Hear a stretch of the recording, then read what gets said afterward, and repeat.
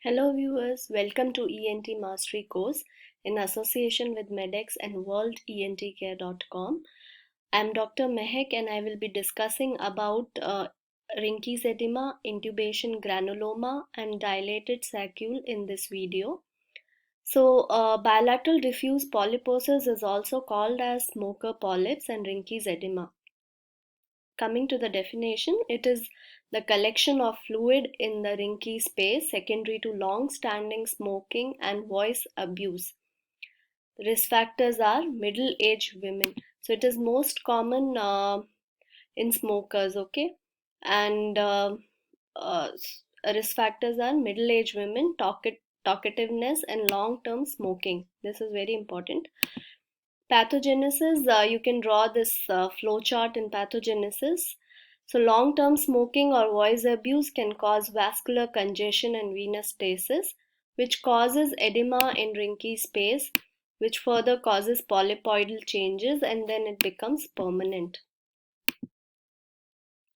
Coming to the symptoms, so the most important symptom is female patients complaining of male voice. So a female will sound like a male over phone, okay? And then even males will have hypermasculine voice, and there is increased hoarseness during day. Coming to the laryngeal examination, so on laryngeal examination, like on fiber optical examination, there will be diffuse symmetrical swelling on superior surface and margins of vocal cord, which will be pale, watery bags of fluid. And there will be small polyps. So you have to understand that these are not pedunculated growth, these are diffuse swellings. So when you ask patient to do inspiratory phonation, like when ask him to phonate when he's inspiring, then the polypoidal tissue is drawn from the superior surface to the glottic aperture. It goes inside, the swelling goes inside, and there will be and it will be visible as greater convexity of margin. This is on laryngeal examination.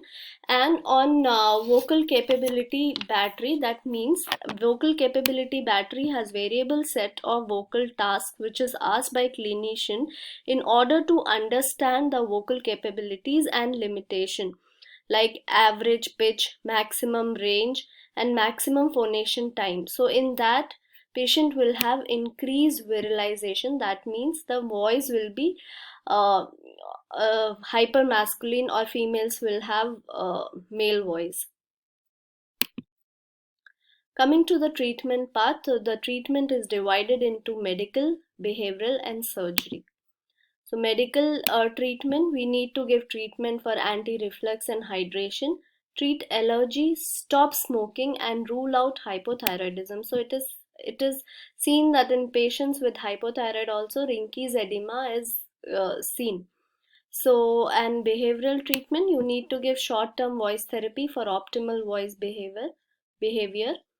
Surgery, so there are some indications of surgery which I'll be discussing, but in surgery, you take a microlaryngeal polyp reduction with mucosal sparing. You need not strip, there shouldn't be stripping of vocal cord that causes aphonia and high husky voice. Coming to the grading of Rinke's edema, so this is very important. Grading of Rinke's edema, this can come as a short note or it can be asked in your viva. This is also called as Savic grading. The spelling is SAVIC.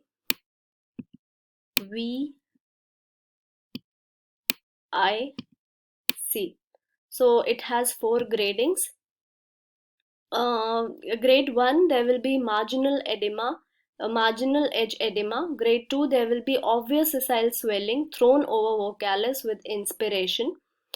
Grade 3, large bag-like swelling filled with fluid.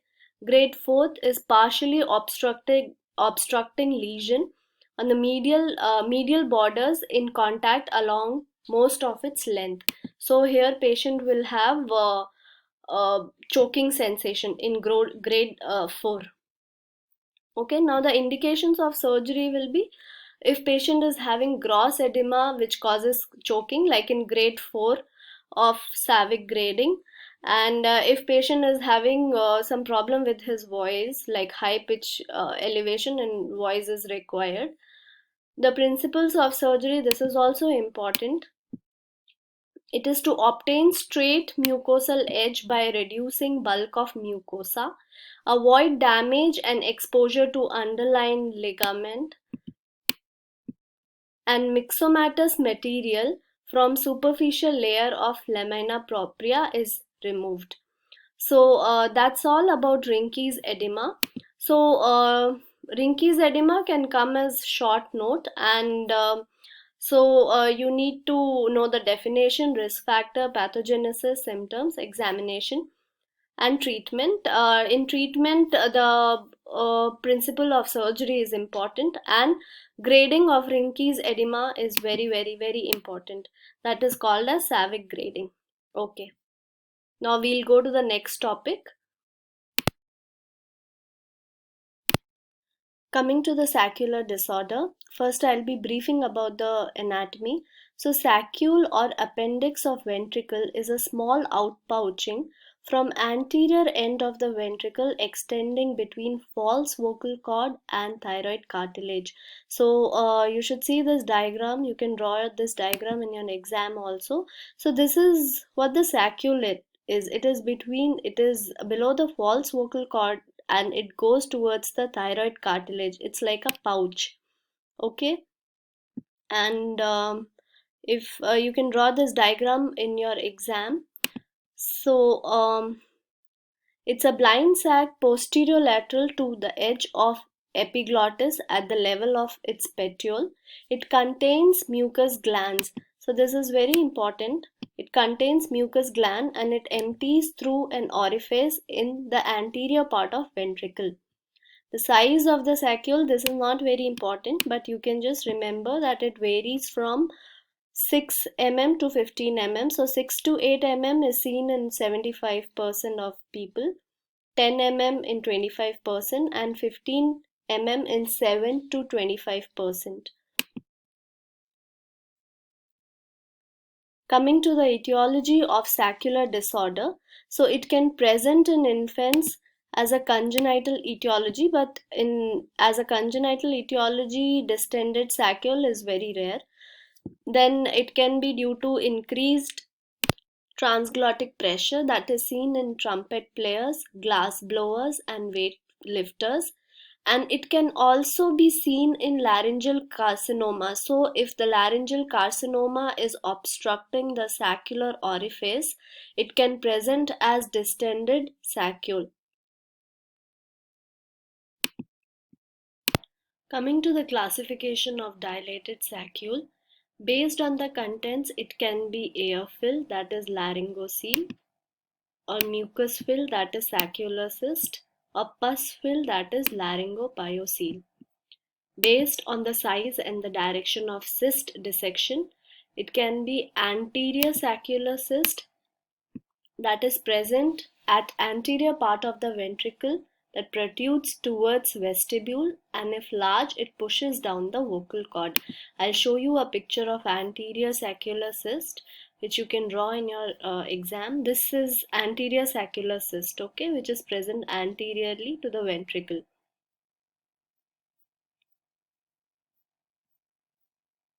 Then lateral saccular cyst. Lateral saccular cyst has two types, internal and combined, that is internal and external. So in internal, it is present laterally and protrudes into the false cord, pyriform fossa, and aeroepiglottic folds, and even vallecula. Okay, so this is the picture of internal laryngocele. See, you can see that it is protruding laterally and superiorly into false cords and aeroepiglottic fold. These are this is aeroepiglottic fold, this one till here, and it's protruding the aeroepiglottic fold. So this is internal type of lateral saccular cyst. And in external type or the combined, in external internal type or the combined type, This variant penetrates through the thyrohyoid membrane to present as a neck swelling in addition to dissecting internally. So I will show you the combined type. So this is the combined laryngocele where the swelling pierces the thyrohyoid membrane and it can present as a neck swelling. So this also you can draw in your exam.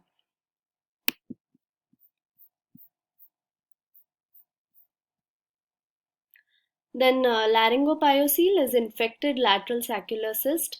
If they ask you just about the laryngocele classification, previously we had discussed about classification of dilated saccule, which is based on the contents and the size and the direction of the cyst dissection. If they ask about laryngocele classification, there you can it is similar and it is internal, external, and combined, and you can draw same diagrams for that. Coming to the clinical features, infants with congenital lateral saccular cyst present with weak cry, cyanosis, stridor, and dysphagia.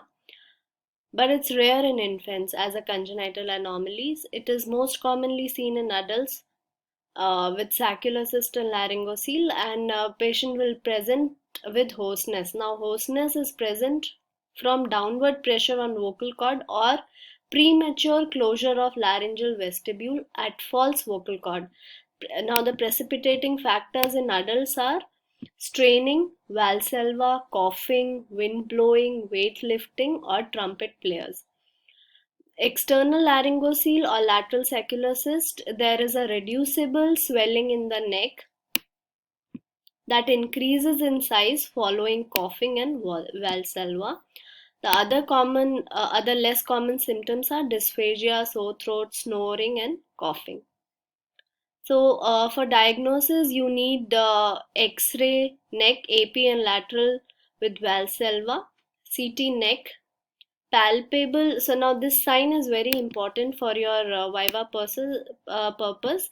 So this is called a Bryce sign, and there will be hissing sound when you press the swelling, when you press the external swelling of the neck. This is basically due to the air escape from neck into the larynx. Okay, then you can even diagnose on direct laryngoscopy. Coming to the treatment part, infants with congenital lateral saccular cyst with stridor and cyanosis secure the airway first. Then marsupialization of cyst can be done endoscopically. Aspiration of cyst contents through direct laryngoscopy. Application of CO2 laser to incise cyst and vaporize the lining. Above methods followed by 3-day intubation. Intubation will act as a stent and will reduce the chances of recurrence. Now the problem with marsupialization is there are increased chances of recurrence. So whenever possible, you should remove it completely. Okay, along with the cyst wall. In lateral cyst or combined cyst, we use transcervical external approach. So the cyst is approached externally through the thyrohyoid membrane. And recently, endoscopic excision of small and large cysts attempted with reasonable success. In cases of pyocele, we need to give antibiotics and then excise.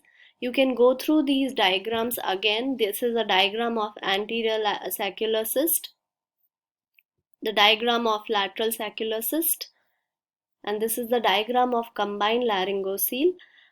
So in saccular cyst, these diagrams are very important and it can come as a short note for you. And before writing any short note based on how much marks that question carries, you can discuss about relevant anatomy. You can discuss about relevant anatomy in any topic. You can even discuss it in Rinke's edema, vocal cord nodule, vocal cord polyp, or anything. Okay, based on how much marks the question carries. So we'll go to the next topic now. So our next topic is intubation granuloma. The risk factors are rough endotracheal intubation, rigid bronchoscopy, large tracheostomy tube, prolonged presence of tube between arytenoids, and direct laryngeal manipulation. Pathogenesis. All these risk factors can cause direct abrasion of mucosa, perichondrium overlying the vocal process of arytenoids, and can cause granuloma. Clinical features are the sound is unaffected because the membranous part of vocal cord is not affected. But if the granuloma is large enough, then it can cause hoarseness. Otherwise, we see dyspnea.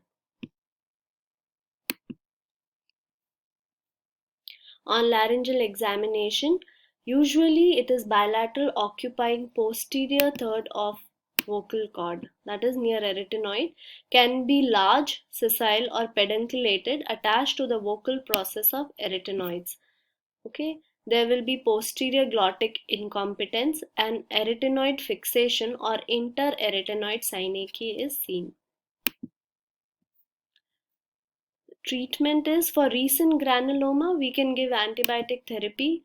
Wait and watch, we need to do follow up laryngoscopic examination, and we can give voice therapy as well.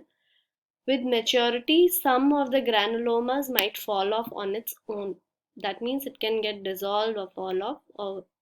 And mature persistent granulomas, we can give trial of steroid injection, or we can remove by doing microlaryngeal surgery, but leave the stalk without removing. That means we need not remove it very aggressively because it can again cause a lot of granulomas, granulation tissues. Then topical application of mitomycin C can be done to inhibit fibroblastic proliferation. So intubation granuloma is also a short note for you people, and it is not very important, but it's better if you go through it. um, so that's all, guys. I hope you have understood all these three topics well. Thanks.